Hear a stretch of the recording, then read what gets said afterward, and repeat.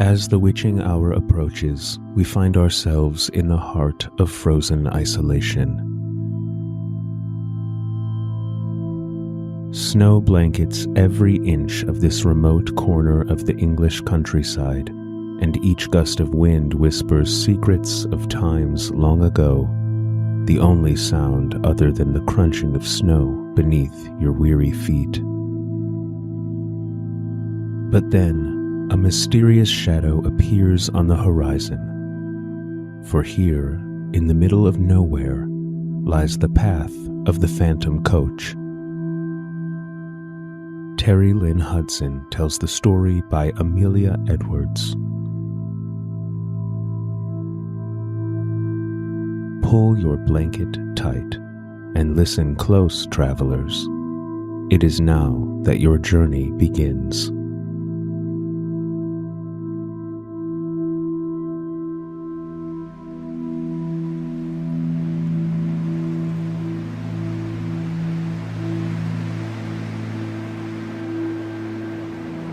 It was just 20 years ago, and I had been out all day hunting with no sport to speak of, and I had lost my way.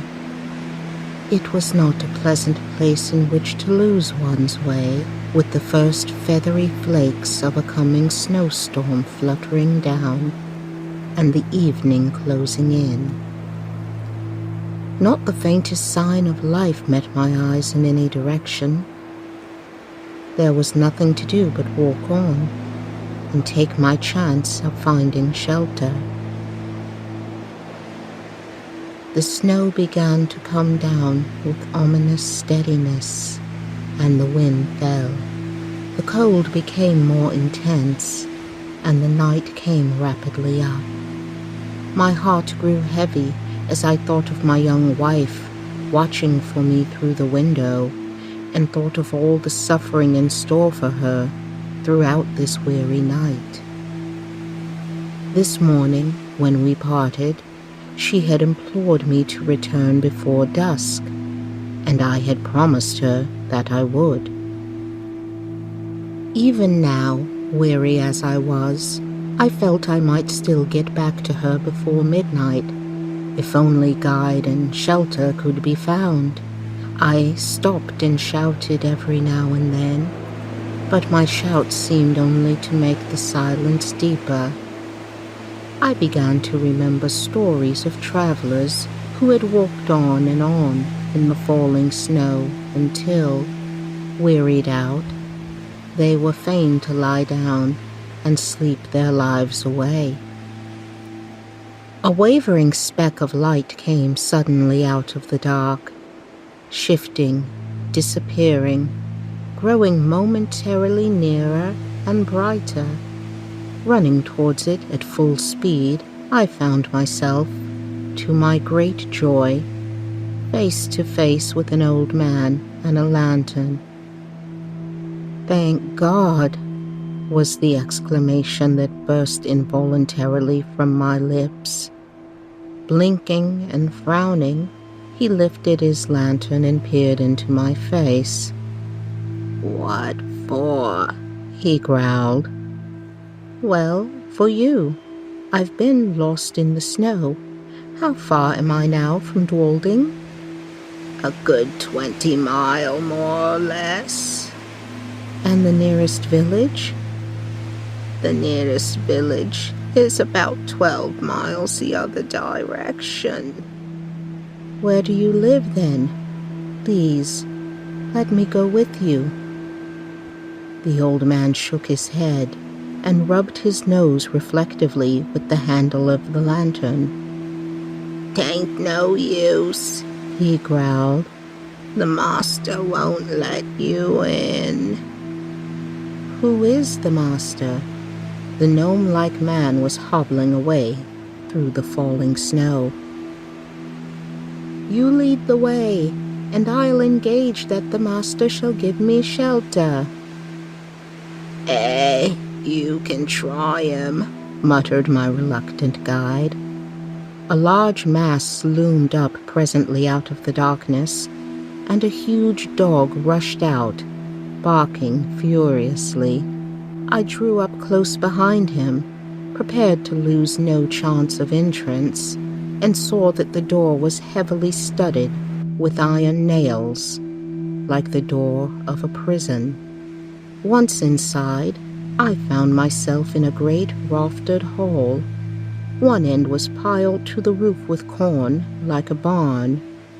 The other was stored with flour sacks, agricultural tools, casks, and all kinds of lumber, while overhead hung hams, baskets, and bunches of dried herbs. In the center of the floor stood some huge object gauntly dressed in a dingy wrapping cloth, and reaching halfway to the rafters.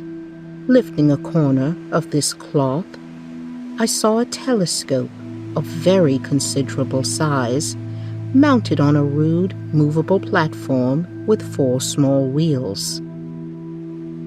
The tube was made of painted wood, bound round with bands of metal rudely fashioned, the speculum at least 15 inches in diameter. While I was yet examining the instrument, a bell rang sharply. "That's for you," said my guide, with a malicious grin. He pointed to a low, black door at the opposite of the hall. I crossed over and went in, without waiting for an invitation. A huge, white-haired old man rose from a table, covered with books and papers, and confronted me sternly. "Who are you?" said he. "What do you want?" I told him I simply sought sustenance and sleep. "Jacob, how dare you admit this stranger?" "I didn't admit him," mumbled the old man. "He followed me and shouldered his way in before me. I'm no match for 6'2". "By what right have you forced an entrance into my house?" "The same that gives the right to cling to your boat when drowning. Self-preservation." "Self-preservation?" "The snow would cover my body before daybreak." The man strode to the window, pulled aside a heavy black curtain, and looked out. "It is true," he said. "You can stay till morning." With this, he waved me to a seat and resumed his studies. I placed my gun in a corner, drew a chair to the hearth, and examined my quarters at leisure. The room was carpetless. The walls were scrawled over with strange diagrams and covered with crowded shelves of philosophical instruments. On one side of the fireplace stood a bookcase. On the other, a small organ, fantastically decorated with painted carvings of medieval saints and devils. Through the half-open door of a cupboard at the further end of the room, I saw geological specimens, crucibles, and jars of chemicals, while on the shelf beside me, amid a number of small objects, stood a model of the solar system and a microscope. Every chair had its burden. Every corner was heaped high with books. The very floor was littered over with maps and papers.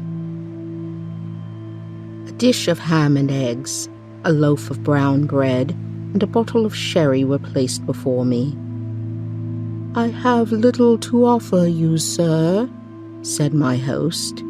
"Your appetite, I trust, will make up for our deficiencies." I protested, with the enthusiasm of a starving sportsman, that I had never eaten anything so delicious.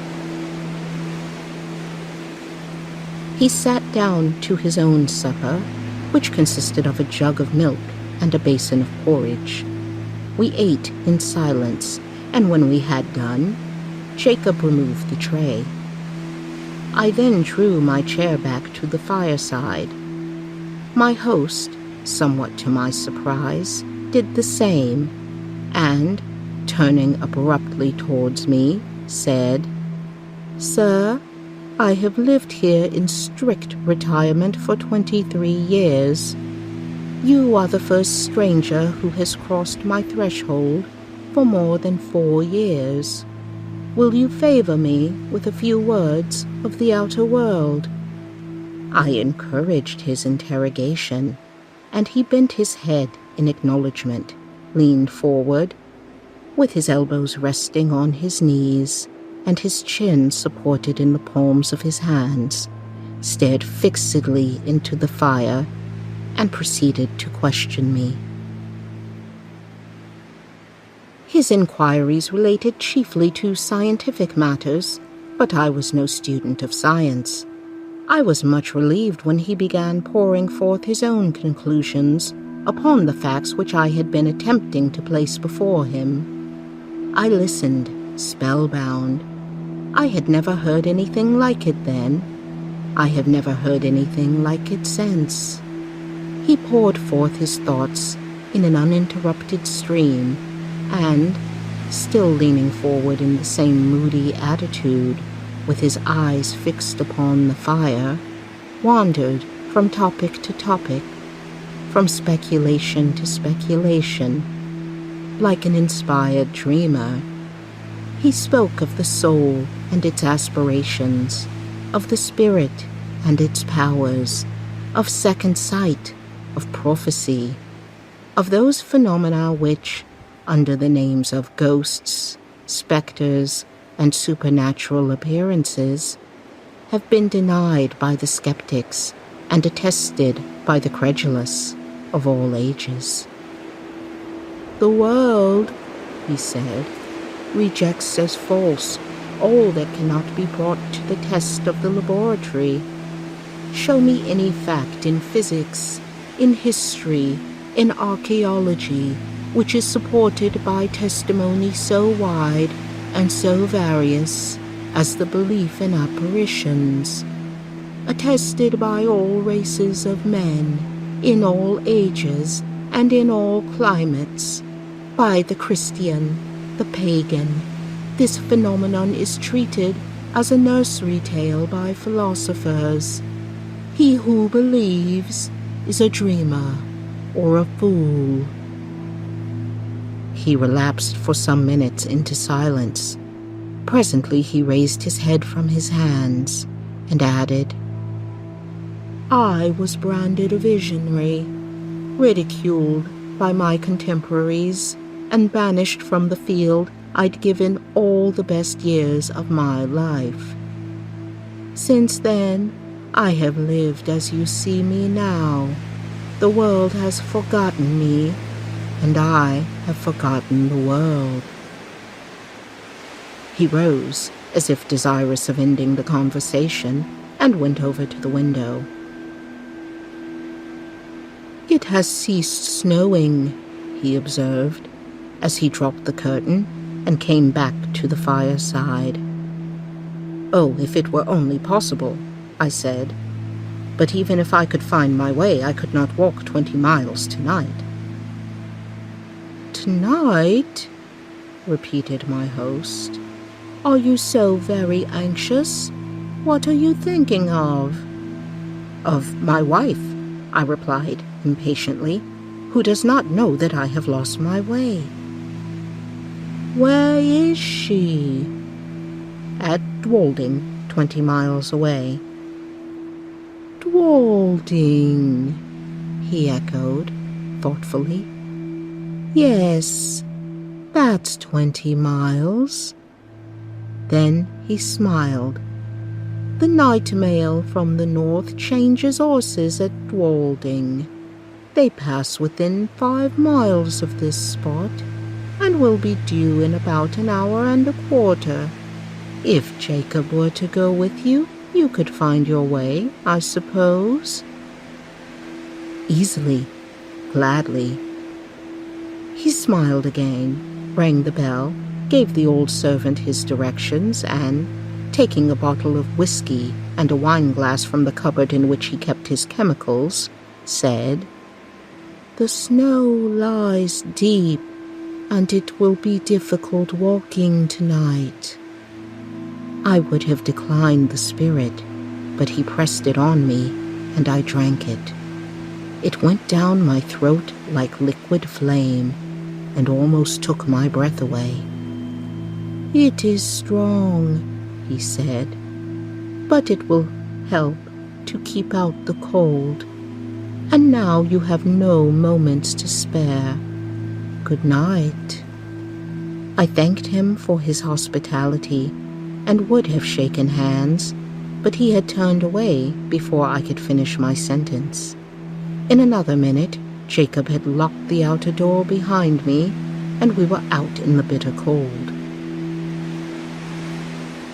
Not a star glimmered, not a sound, save the crunching beneath our feet, disturbed the heavy stillness of the night.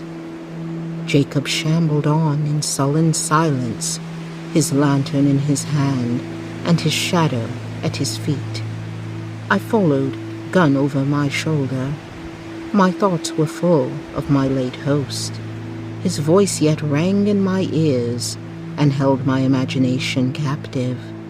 I strode on at the heels of my guide, absorbed and unobservant. "Yon's the old coach road. Keep the stone fence to your right hand." "And how far do I go before the crossroads?" "About 3 miles. It's a fair enough road for foot passengers, but too steep and narrow for traffic. Mind where the wall is broken away near the signpost. It's never been mended since the accident." "What accident?" "The night mail pitched right over into the valley below, 50 feet or so. 4 were found dead, and the other 2 died the next morning." "How long is it since this happened?"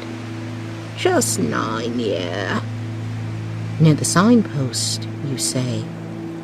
I will bear it in mind. Good night." I tipped the man, and he thanked me before trudging back the way we came.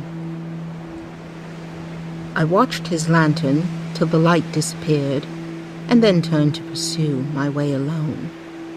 How silent it seemed now, with only my footsteps to listen to. A strange sense of loneliness stole over me. I walked faster. I hummed a fragment of a tune. I cast up enormous sums in my head and accumulated them at compound interest. Meanwhile, the night became colder, and even though I walked fast, I found it impossible to keep myself warm. I even breathed with difficulty, as though I was scaling the heights of some mountain. I was forced to stop for a few minutes and lean against the stone fence. As I did, I chanced to look back up the road, and there, to my infinite relief, I saw a distant light. It must be the carriage lamps of some private vehicle, though it seems strange that any private vehicle should take a road professedly disused and dangerous. Was it possible that I had passed the crossroads by mistake, and that this was the very coach I had come to meet? It came round the bend of the road, wrapped in a soft haze of light, through which the lamps blazed out, like a pair of fiery meteors. I jumped forward, waved my hat, and shouted. The coachman pulled up. The guard neither answered my hail, nor made the slightest effort to dismount. The outside passenger did not even turn his head. I opened the door for myself and looked in. There were but 3 travelers inside, so I stepped in, shut the door, and slipped into the vacant corner. The atmosphere of the coach seemed, if possible, colder than that of the outer air, and was pervaded by a singularly damp and disagreeable smell. I looked at my fellow passengers, all 3 men, and all silent. Each leaned back in his corner of the vehicle, as if absorbed in his own reflections. "How intensely cold it is tonight," I said, addressing my opposite neighbor. He lifted his head, looked at me, but made no reply. Although the corner in which he sat was so dim that I could distinguish none of his features very clearly, I saw that his eyes were still turned full upon me, and yet he answered never a word. The icy coldness of the night air had struck a chill to my very marrow, and the strange smell inside the coach was affecting me with an intolerable nausea. I shivered from head to foot, and, turning to my left-hand neighbor, asked if he had any objection to an open window. He neither spoke nor stirred. I lost patience and let the sash down. As I did so, the leather strap broke in my hand, and I observed that the glass was covered with a thick coat of mildew. Now I saw that every part of the coach was in a condition of decay, crusted over with mold, and literally rotting. I turned to the third passenger, whom I had not yet addressed, and he moved his head slowly and looked me in the face, without speaking a word. His eyes glowed with a fiery, unnatural luster. His face was livid, and his bloodless lips were drawn back as if in agony, showing gleaming teeth between.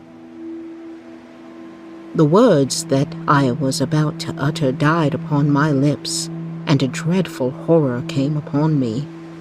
I turned to my opposite neighbor. He too was looking at me, with the same pallor in his face and the same stony glitter in his eyes. I passed my hand across my brow. I turned to the passenger on the seat beside my own, and saw that he was no living man. None of them were living men. Pale light played upon their awful faces, upon their hair dank with the dews of the grave, upon their clothes earth-stained and dropping to pieces, upon their hands, which were as the hands of corpses long buried. Only their eyes, their terrible eyes, were living, and those eyes were all turned menacingly upon me. A shriek of terror, a wild, unintelligible cry for help and mercy burst from my lips as I flung myself against the door. Then the coach reeled like a ship at sea. Then came a mighty crash, a sense of crushing pain, and then darkness. I awoke one morning from a deep sleep and found my wife watching by my bedside. I had fallen over a precipice, close against the junction of the old coach road and the new, and had only been saved from certain death by landing upon a deep snowdrift. I was discovered at daybreak by a couple of shepherds, who carried me to the nearest shelter and brought a surgeon to aid my broken arm and fractured skull. The place of my fall, I need scarcely say, was precisely that at which a frightful accident had happened 9 years before. I never told my wife the fearful events, but she treated the adventure as a mere dream, born of the fever in my brain. Others may form what conclusions they please. I know that 20 years ago, I was the fourth inside passenger in that phantom coach.